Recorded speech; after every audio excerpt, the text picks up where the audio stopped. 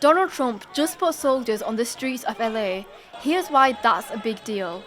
What is the National Guard? The National Guard is part of the US military and answers to both state governors and the president. There's over 400,000 civilian reservist soldiers, and they usually help when there's been a natural disaster or civil unrest. Why did Trump deploy them? Trump deployed 2,000 troops in response to protests against immigration raids that have been ongoing since Friday in LA. He said if state officials can't do their jobs, the federal government will solve the problem. Is it legal for a president to do this? Yes, a president can federalize the National Guard for 3 reasons. If the US is invaded or at risk of invasion by a foreign country, if regular forces are unable to execute US laws, or if there's a rebellion or danger of a rebellion. Trump said the LA protests are a form of rebellion, so he overruled California Governor Gavin Newsom under a rarely used federal law, but some critics say this is going too far. What has the reaction been? Governor Newsom said Trump has manufactured a crisis and has threatened to take him to court. The LAPD initially said they could handle it,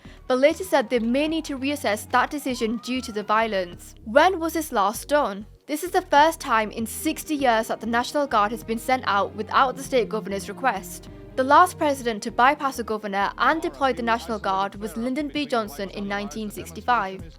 He did it to protect civil rights protesters during the Freedom March from Selma to Montgomery. This isn't the first time President Trump has overruled the state government, and it probably won't be the last.